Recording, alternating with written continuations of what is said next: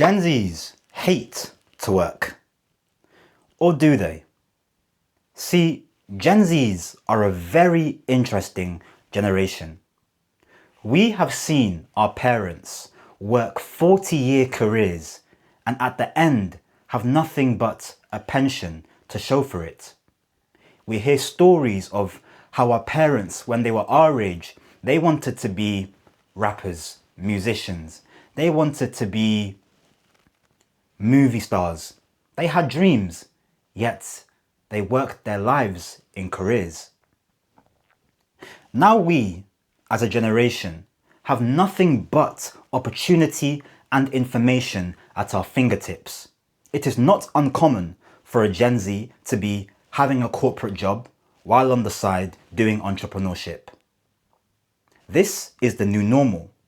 So there is no reason why there is a growing number of Gen Zs not wanting to pursue leadership roles in their careers.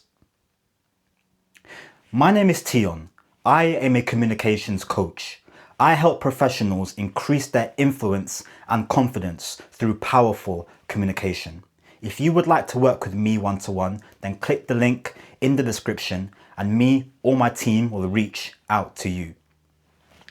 The whole purpose of this video is to discuss this growing issue at hand and to discuss, is it really an issue or is it simply a changing of the guard?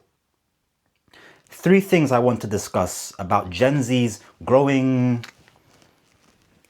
let's say, disgruntledness with the job market. And I will also give you, if you're an employer looking to hire Gen Zs and keep your Gen Z staff from churning, I'm going to give you some tips to keep them motivated to want to pursue leadership roles. So, I touched on the first reason here a bit in the introduction. We've seen the story before.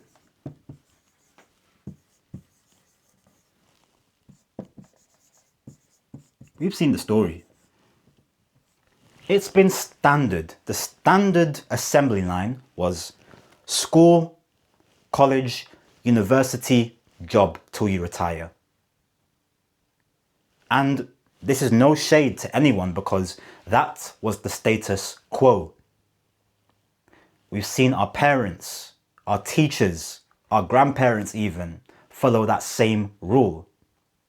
We are now living in a new age. An age where opportunity can simply find you while we're on our phones. Everything is at our fingertips. Of course, there are good things and there are bad things from that. But there is no doubt that since we are more connected around the world, we have so much more opportunity.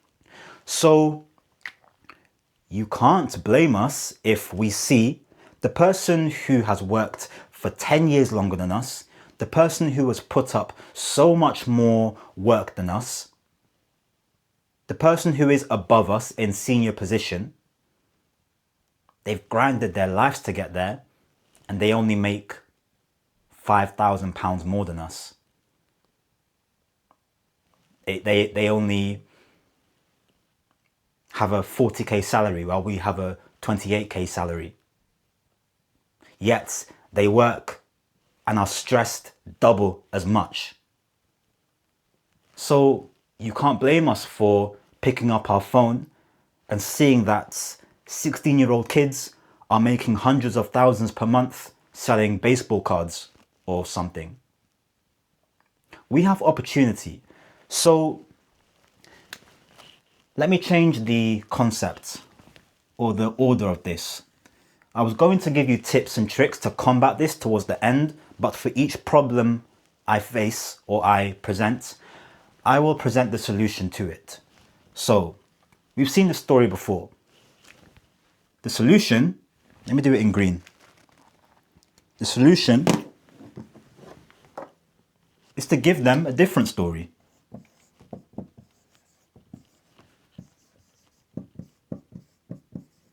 Give a different story.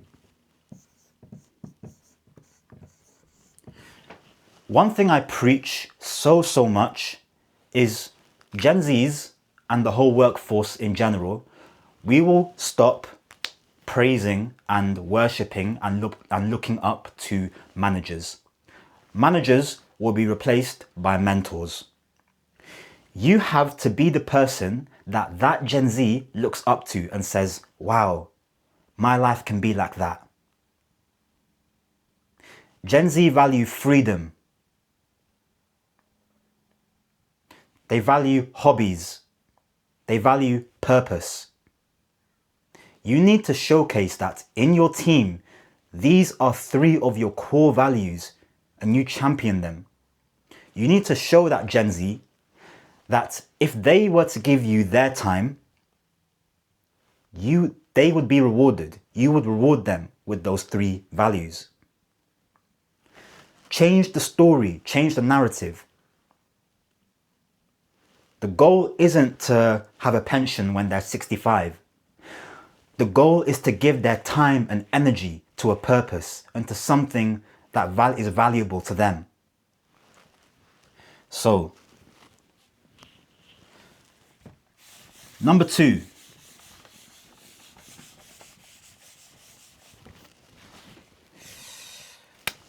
Number 2. Simple word. Opportunities.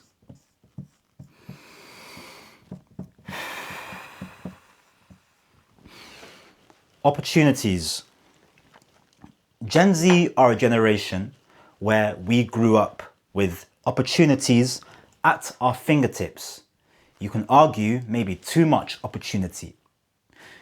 Every single thing in our lives is an opportunity. When we see a social media post, that's an opportunity, whether to like or to scroll or to comment or to interact or to message. When we see an advertisement, that is an opportunity. We either ignore it, we buy it, we dislike it. We have opportunities at our fingertips. And when we are seeing 20-year-old kids making millions per year, it can be disheartening to want to work in a job where they will probably never see that type of money ever. So how do you go about this?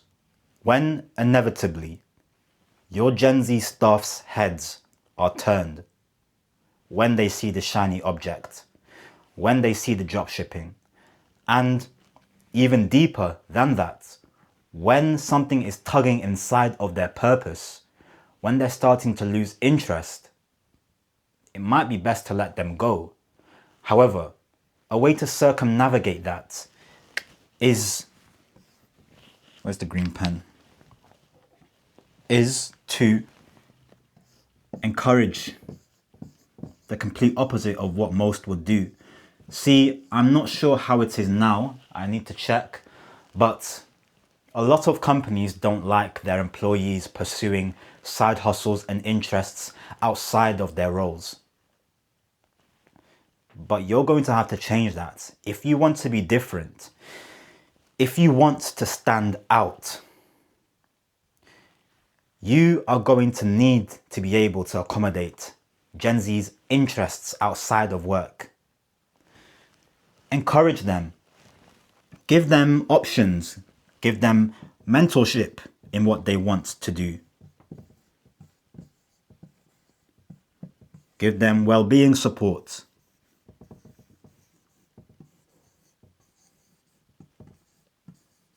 Well-being support. Jobs are going to feel less and less like jobs. Gen Zs, when we become older, we are going to value spending quality time with people we like while pursuing our purpose. And you have to be able to accommodate that, or you will see an increased rate of Gen Zs leaving your company. It's not a shock why Gen Zs are not pursuing leadership roles. Now, that's not to say that they don't want leadership roles. It means they're not pursuing. They don't actively know how to. how to go about that. And they feel the leadership roles that are available to them are so constrained and boxed in that they feel, what is even the point? Number 3, you have to be able to appeal to Gen Z's interests.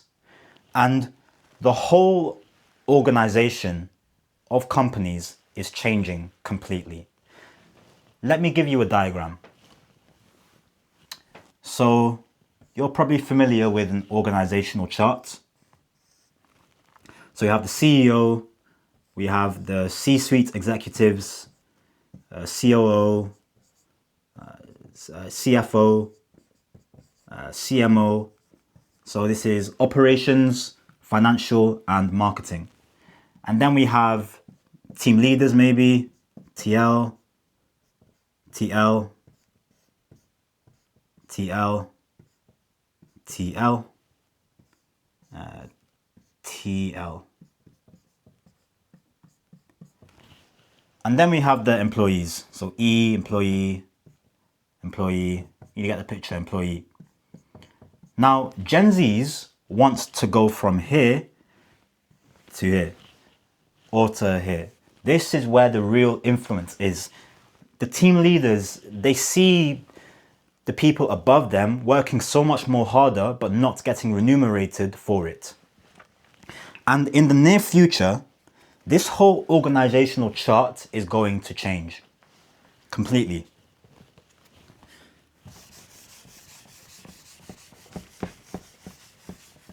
What the new organizational chart is going to look like is this.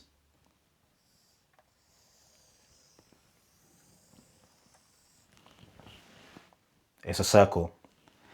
What does this mean? So let's say in the circle we have the CEO. Then let's say across from the CEO we have a COO. And then across from the COO we have the CMO. And then in the circle we have the TLs. The TLs. And then in the TLs we have the employees. Now, the reason why it's a circle, employee, the reason why it's a circle is because there will no longer be that hierarchy. That's very 1920s. We're now moving into the era of cooperation. Together, circle. So organizational charts will be much more fluid and liquid, giving access to the CEOs for the employees is what will be the future. You'll be able to need to do that. So this is how you go about keeping Gen Zs into your company. And you need to be able to take these 3 things into accommodation. If you would like help improving your communication with Gen Zs or with your colleagues, click the link in the description and me or my team will reach out to you.